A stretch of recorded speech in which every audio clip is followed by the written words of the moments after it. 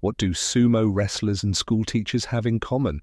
The answer might surprise you, and it's just one of the many mind-bending revelations we'll explore in today's episode of CEO's Library, the 1% Bookshelf.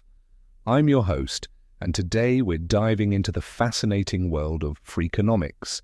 A rogue economist explores the hidden side of everything. Welcome, listeners, to another episode of our show where we unpack the most impactful business books shaping industries and driving innovation. Whether you're a seasoned executive or an aspiring entrepreneur, you're in for a treat as we transform your commute into a mini MBA session. Today's book, Freakonomics, is a collaborative effort by economist Stephen D. Levitt and journalist Stephen J. Dubner.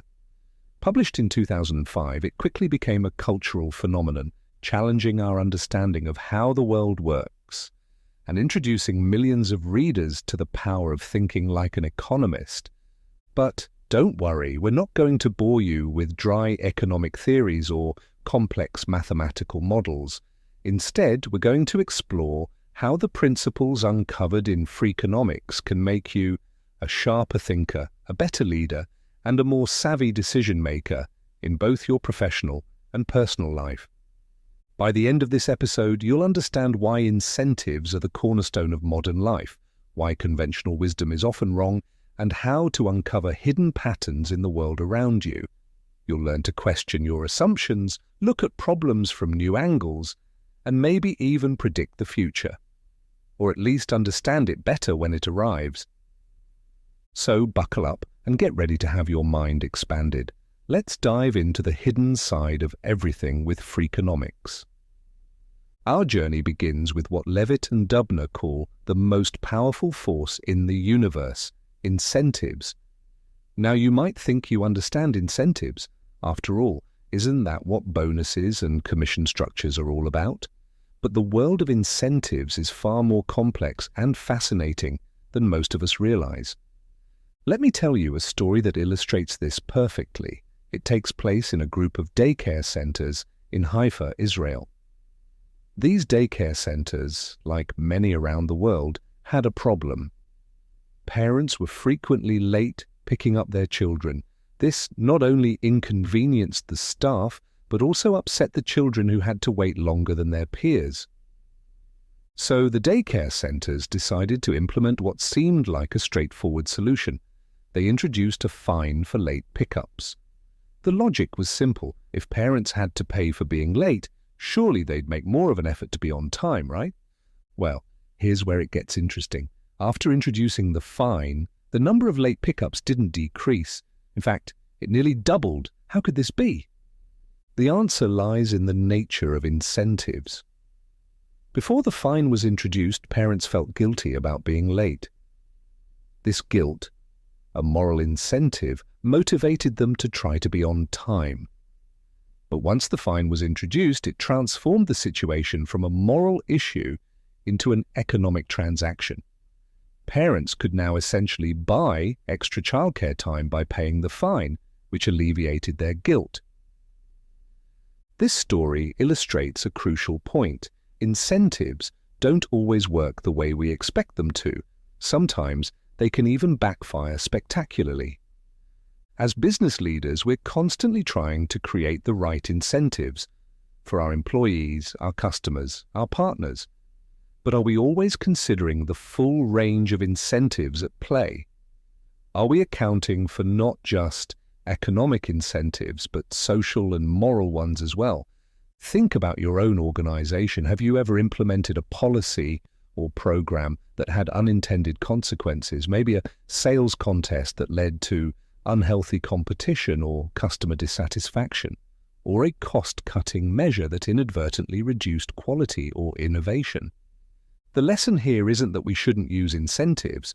Rather, it's that we need to think more deeply about how incentives work and how they interact with other motivations. We need to consider not just the immediate effects of our policies, but the second-order and even third-order effects. Levitt and Dubner argue that economics is, at its core, the study of incentives. By understanding incentives, we can better predict and influence human behavior. And isn't that in essence what leadership is all about? So the next time you're designing a new policy, launching a new product, or trying to change behavior in your organization, take a page from Freakonomics. Ask yourself, what are all the incentives at play here? How might people respond in ways I haven't anticipated? What unintended consequences might arise? By thinking more like an economist, or more accurately, like a rogue economist, in the style of Stephen Levitt, you might just avoid your own daycare center dilemma and create more effective, nuanced strategies for achieving your goals. Now let's move on to another key insight from Freakonomics. The danger of conventional wisdom. We all know the saying, knowledge is power. But what if much of what we think we know is actually wrong? Levitt and Dubner make a compelling case that many of our widely held beliefs about crime, parenting, real estate, and more simply don't stand up to rigorous analysis. They challenge us to question our assumptions and look at the data with fresh eyes. Let's explore this idea with a little challenge. I want you to think about what factors most influence a child's academic performance. Take a moment to make a mental list. Maybe you're thinking about things like how often parents read to their children, or whether they take them to museums. Perhaps you're considering the impact of television watching or participation in extracurricular activities. Got your list? Great. Now let's look at what the data actually tells us. Levitt and Dubner analyzed a massive data set from the US Department of Education, which tracked the progress of more than 20,000 school children. Their findings were shocking, and in many cases completely contrary to conventional wisdom. Here are some of the factors that, according to the data, have little to no impact on a child's test scores. 1. Whether the child's mother worked between birth and kindergarten. 2. How much parents read to their children. 3. How much television the child watches. 4. Whether the family has a lot of books in the home. Surprised? I certainly was when I first read this. These findings fly in the face of much of the parenting advice we hear every day. So what factors did correlate strongly with a child's academic success? Here are a few. 1. The educational level of the parents. 2. The socioeconomic status of the parents. 3. Whether the mother was 30 or older when she had her first child. 4. Whether the parents speak English in the home.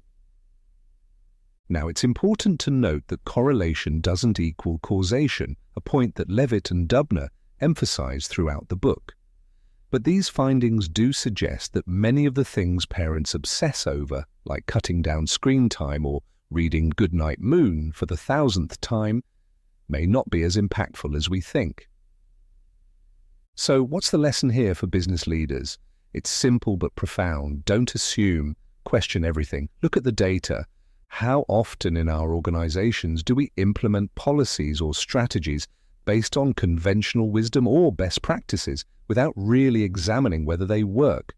How many of our deeply held beliefs about what drives success in business, in education, in life, are based on actual evidence? The Freakonomics approach challenges us to be more rigorous in our thinking. It encourages us to look beyond the obvious explanations and dig deeper. It reminds us that the world is often more complex and more interesting than we assume. This doesn't mean we should disregard all conventional wisdom or ignore our intuition, but it does mean we should be willing to put our assumptions to the test. We should be open to surprising answers and unexpected insights. In your own work, try channeling your inner rogue economist. When faced with a problem or decision, ask yourself, 1. What does the data actually show? 2. Are there alternative explanations we haven't considered? 3. What hidden factors might be at play? By adopting this mindset, you might uncover insights that give you a competitive edge. You might solve problems that have long seemed intractable. You might even revolutionize your industry, all by being willing to question what everyone knows and look at the world with fresh eyes. Now let's delve into another fascinating concept explored in Freakonomics: information asymmetry and how experts use or misuse their informational advantage. To illustrate this, let's look at an example from the world of real estate. Imagine you're selling your home. You hire a real estate agent, trusting in their expertise to get you the best price possible. After all, they know the market inside and out, right? They have your best interests at heart, don't they? Well, Levitt and Dubner's research suggests it's not quite that simple. They found a striking disparity in how real estate agents behave when selling their own homes versus their clients' homes. The data showed that real estate agents tend to keep their own homes on the market an average of 10 days longer and sell them for about 3% more than comparable homes of their clients. That might not sound like much, but on a $300,000 home, that's $9,000, not exactly pocket change. Why does this happen? It all comes down to incentives and information asymmetry. The real estate agent has much more information than you do about the housing market and the home selling process. They know how to price a home, how to market it effectively, and how to negotiate with buyers. This is why you hired them in the first place. But here's the kicker: their incentives aren't perfectly aligned with yours. Let's break it down. If your home sells for $300,000, the agent's commission, typically 6% split with the buyer's agent, would be $18,000. Of that, your agent might personally receive around $4,500. Now suppose by keeping the house on the market longer and negotiating harder, the agent could sell the house for $310,000. That would net you an extra $9,400 after commission. But for the agent, their personal gain would be just $150. Is it worth it for the agent to put in all that extra time and effort for just $150? Often, the answer is no. They have an incentive to make a quick sale and move on to the next client, rather than to maximize the sale price. This isn't to say that real estate agents are dishonest or deliberately shortchanging their clients. Most are hard-working professionals who genuinely want to do right by their clients. But the incentive structure and the information asymmetry create a situation where their interests and their clients' interests aren't perfectly aligned. So, what's the broader lesson here for business leaders? First, it's a reminder of the power of information. In many industries and transactions, one party has more information than the other. This creates opportunities and ethical challenges. As leaders, we need to be aware of these information asymmetries and consider how they might be affecting our businesses, our employees, and our customers. Second, it underscores the importance of aligning incentives. When designing compensation structures, partnership agreements, or customer policies, we need to think carefully about how the incentives we create will shape behavior. Are we inadvertently encouraging short-term thinking at the expense of long-term value? Are we creating situations where our employees' or partners' interests might conflict with our customers' interests? Third, it's a call for transparency. In the internet age, information asymmetries are breaking down in many industries. Customers have access to more information than ever before. Smart businesses are getting ahead of this trend by being more open and transparent, building trust with their customers and differentiating themselves from competitors who cling to old information advantages. So take a moment to reflect on your own business. Where do information asymmetries exist? How might they be affecting behavior and outcomes? Are there opportunities to create better alignment between various stakeholders' interests? Could increased transparency give you a competitive advantage? By grappling with these questions, you can create more robust, ethical, and ultimately more successful business models. And isn't that what great leadership is all about? Now let's explore one of the most controversial and thought-provoking arguments in Freakonomics: the link between legalized abortion and crime rates. This example perfectly illustrates how small changes can have large, unexpected effects, and the importance of being open to surprising correlations in data. In the early 1990s, crime was a major concern in the United States. Experts were predicting a continued rise in crime rates, with some even warning of an impending bloodbath as a new generation of super predators came of age. But then something unexpected happened. Instead of rising, crime rates started to fall. And not just a little, they plummeted. By 2000, the murder rate had dropped to its lowest level in 35 years. Criminologists and policymakers scrambled to explain this dramatic shift. Was it innovative policing strategies, tougher sentencing laws, the booming economy of the 1990s? Levitt and Dubner propose a different explanation: the legalization of abortion in 1973 following the Roe v. Wade Supreme Court decision. Their argument goes like this: the availability of legal abortion led to fewer unwanted children being born. Unwanted children, they argue, are at higher risk for crime and other negative outcomes. Therefore, about 20 years after Roe v. Wade, just as the children born in its wake were reaching their late teens, the years when criminal activity tends to peak, crime rates started to fall. Now, it's crucial to note that this is a contentious and emotionally charged topic. The authors are careful to state that they are not making a moral argument for or against abortion. They're simply presenting a data-driven analysis of cause and effect. Whether you agree with their conclusion or not, the Freakonomics approach here is invaluable. It demonstrates the importance of 1. Looking beyond obvious explanations. 2. Being willing to consider politically or socially uncomfortable hypotheses.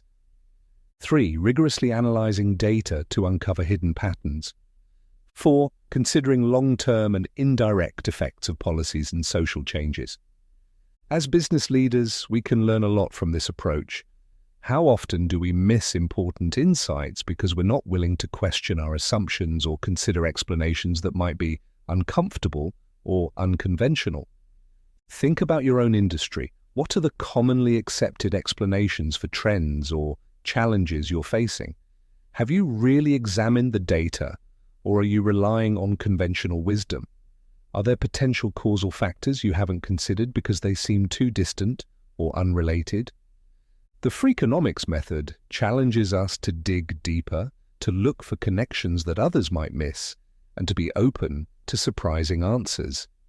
It's about developing a curiosity that goes beyond the surface level and a willingness to follow the data wherever it leads.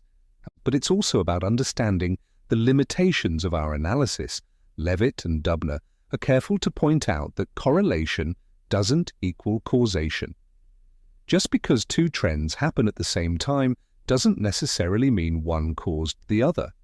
As leaders, we need to balance data-driven insights with critical thinking and real-world understanding. Moreover, this example highlights the importance of considering unintended consequences. Every decision we make, every policy we implement, can have ripple effects that extend far beyond our immediate goals. By adopting a Freakonomics mindset, we can try to anticipate these effects and make more informed decisions. So, the next time you're faced with a perplexing trend or a seemingly intractable problem in your business, channel your inner rogue economist. Ask yourself, 1. What explanations haven't we considered? 2. Are there any data points or trends that don't fit our current understanding? 3. Could there be long-term or indirect effects we're overlooking? 4. What unintended consequences might our actions have? By asking these questions and being open to unexpected answers, you might just uncover insights that give you a decisive edge in your market. As we wrap up our exploration of Freakonomics, let's recap the key principles we've discussed and consider how you can apply this rogue economist thinking in your own life and work. First, we learned about the power of incentives and how they can sometimes backfire in unexpected ways. Remember the Israeli daycare centers? Their story reminds us to consider all types of incentives, economic, social, and moral, when trying to influence behavior. Next, we challenged conventional wisdom by looking at what really impacts children's test scores. This highlighted the importance of questioning our assumptions and looking at hard data, even when, especially when, it contradicts what everyone knows. We then explored information asymmetry through the lens of real estate agents, seeing how experts can use their informational advantage for personal gain. This underscored the need to align incentives and increase transparency in our own organizations. Finally, we delved into the controversial link between legalized abortion and crime rates, illustrating how small changes can have large, unexpected effects, and the importance of being open to surprising correlations in data. So, how can you start applying these insights in your own work?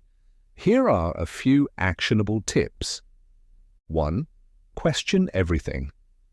Don't accept conventional wisdom at face value. Always ask, how do we know this is true?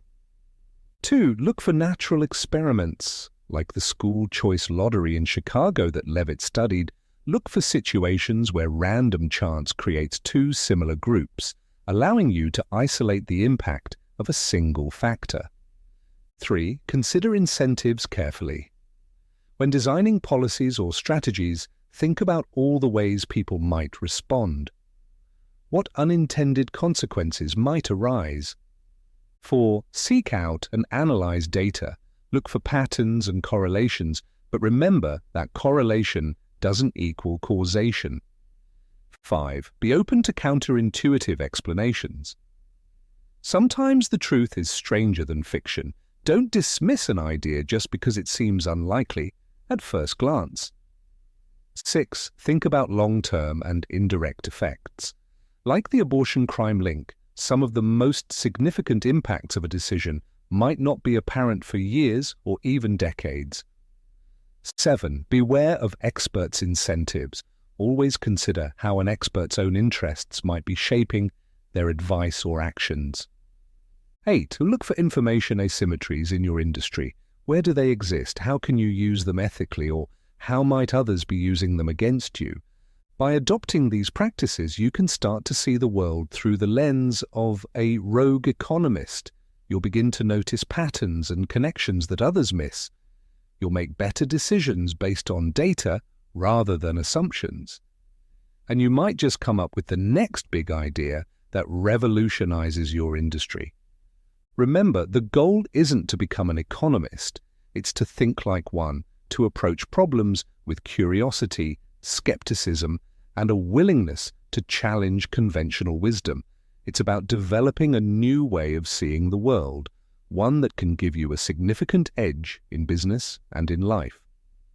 As Levitt and Dubner write in Freakonomics, the conventional wisdom is often wrong. By questioning that wisdom and looking at the world with fresh eyes, you open yourself up to new insights and opportunities. So, as you leave this podcast and go about your day, I challenge you to put on your Freakonomics glasses. Look at the problems you're facing, the decisions you're making, the trends in your industry, and ask yourself, what would a rogue economist see here? What hidden patterns or incentives might be at play? You might be surprised at what you discover. Before we wrap up, I want to remind you that we've only scratched the surface of the insights contained in Freakonomics. If you found today's discussion intriguing, I highly encourage you to read the full book. You'll find many more fascinating case studies and thought-provoking ideas that can help you think more creatively and analytically about the world around you. For your convenience, we've included a link to purchase the book or audiobook on Amazon in this episode's description. Whether you prefer to read it on your Kindle, listen to it during your commute, or curl up with a physical copy, Freakonomics is sure to change the way you see the world. Thank you for joining us for another episode of CEO's Library, the 1% bookshelf, reminding you that the most successful leaders never stop learning. Until next time, keep reading, keep thinking, and keep challenging the conventional wisdom. Who knows, you might just uncover the next big idea that changes everything.